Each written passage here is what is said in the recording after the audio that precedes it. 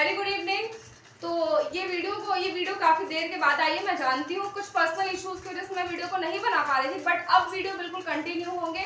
और I request आप सारे लोग मेरे प्लेलिस्ट में जाइए। और मैंने एनसीईआरटी के बहुत सारे वीडियोस बनाए हैं, आप उन वीडियो को बिल्कुल देखिए जाके, आपकी वो ज़रूर मदद करेंगे। इसके पहले मैंने क्लास 6 एनसीईआरटी का ज्योग्राफी का 5 चैप्टर लिया हुआ था, जो था हमारा डोमेन्स ऑफ द अर्थ, पृथ्वी के परिमंडल।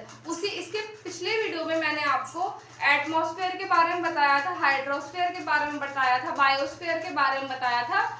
ये सारी चीज़ों को मैंने आपको बता दिया था। फिर से आज मैं बताऊंगी। मैंने आपको बताया था कि जो पृथ्वी होती है हमारी, जो हमारी अर्थ होती है, उसमें बहुत सारे लेयर्स होते हैं। जिस जगह पे हमें मिट्टी और भूभाग देखने को मिलता है, वो पूरा हमारा ग्लोब में आता है। अब इसी ग्लोब में, इसी सॉइल, जो मिट्टी का जो हमारा एरिया होता है, इसी में हमारे सागर भी जो है, वो सागर हैं, नदियां हैं, और जो भी झीलें हैं, ये जलाशय के रूप में कवर करती है हमारी पृथ्वी को। तो हम एक एक चीज़ों का जानने की कोशिश करते हैं। जैसा कि मैंने आपको बताया, जिसे हम बोलते हैं भूमंडल, जैसे हमने बताया था आपको भूमंडल, तो ये हम इसको बोल सकते हैं ग्लोब, है ना, ये हम बोल सकते हैं ग्लोब। उसके बाद हमारा आता है एटमॉस्फेयर आता है जो हमारा, ये क्या होता है एटमॉस्फेयर। तो ये जो हमारी जो पृथ्वी होती है, इसके ऊपर में जो भी गैसेस होती हैं, आपकी ऑक्सीजन हो गया, नाइट्रोजन हो गया, कार्बन डाइऑक्साइड हो गया, इसकी जो लेयर होती हैं जिसमें हम सब रहते हैं, इसे हम बोलते हैं एटमॉस्फेयर। इसे हम क्या बोलते हैं? हम इसे बोलते हैं एटमॉस्फेयर। उसके बाद हमारे ग्लोब में ही, हमारी पृथ्वी पे ही जो भाग पानी से घिरा होता है, महासागर, सागर, झील और नदी के रूप में, हम उसे बोलते हैं हाइड्रोस्फेयर। हम उसे क्या बोलते हैं? तो हम उसे बोलते हैं हाइड्रोस्फेयर। इसको हिंदी में हम बोलेंगे हाइड्रोस्फेयर को जलमंडल। तो आपको ये तो समझ में आ गया कि जो एटमॉस्फेयर है वो पृथ्वी के, जहां हम रहते हैं, इसके ऊपर में इसका जो लेयर होता है उसे हम एटमॉस्फेयर बोलते हैं। ये यहाँ पे सिर्फ वायु, सिर्फ गैस होती है। हाइड्रोस्फेयर में आपका पानी वाला भाग आता है। ग्लोब में आपका जो ग्लोब होता है, ये होता है भूभाग, जो मिट्टी का जो एरिया हम मिट्टी का देखते हैं, इसे हम बोलते हैं। और ग्लोब में ही आपका डिवाइड होकर के हाइड्रोस्फेयर आता है ना। उसके बाद आता है आपका लास्ट आता है बायोस्फेयर। लास्ट जो आपका आता है वो आता है बायोस्फेयर।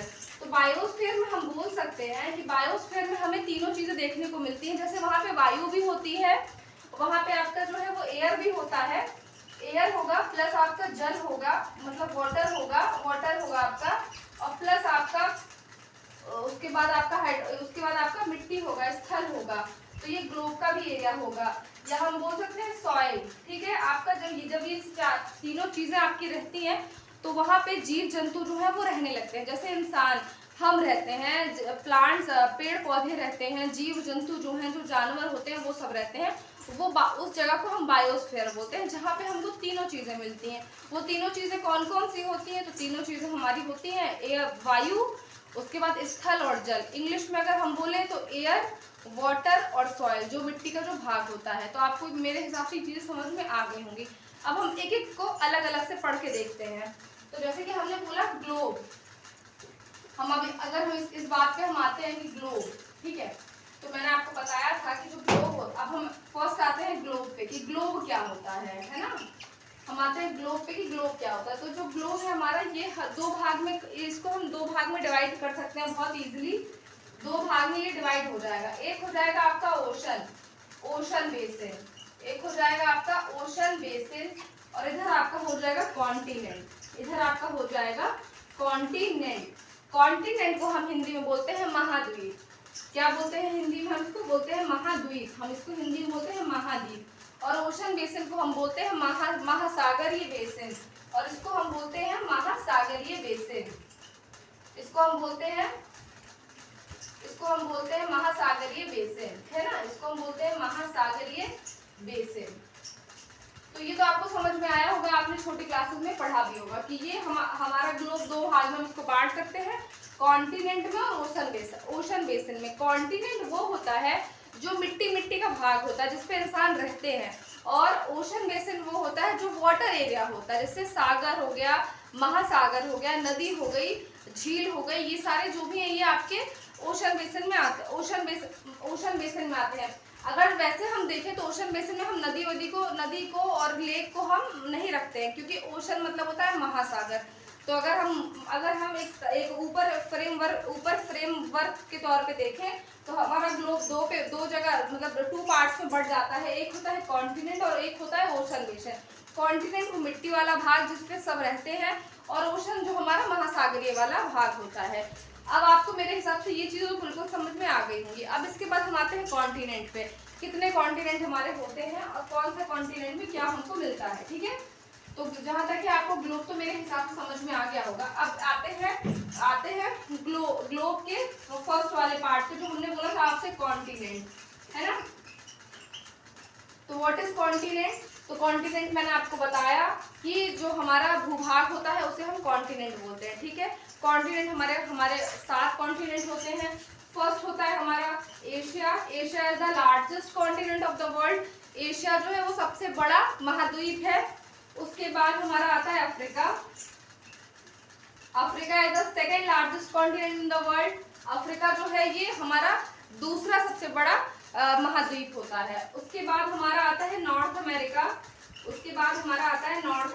आप लोग इसके नाम भी याद कर लीजिएगा, फिर मैं धीरे धीरे करके आपको एक एक कॉन्टिनेंट के बारे में अलग अलग से पढ़ाऊंगी, ठीक है।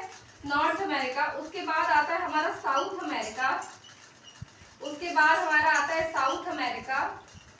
1 2 3 4। उसके बाद हमारा आता है यूरोप। यूरोप के बाद हमारा आता है आपका, मैं यहाँ लिख देती हूँ। यूरोप के बाद हमारा आता है ऑस्ट्रेलिया। वैसे हम इसे ओशिनिया भी पढ़ते हैं, ऑस्ट्रेलिया। और ऑस्ट्रेलिया के बाद हमारा आता है अंटार्कटिका, और उसके बाद हमारा आता है अंटार्कटिका, ठीक है। तो ये 7 महाद्वीप होते हैं, ये 7 कॉन्टिनेंट होते हैं। There are 7 continent in the world. First is Asia, Africa, North America, South America, Europe, Australia and Antarctica. तो first largest continent in the world Asia. Asia 1/3 part spreads in whole world.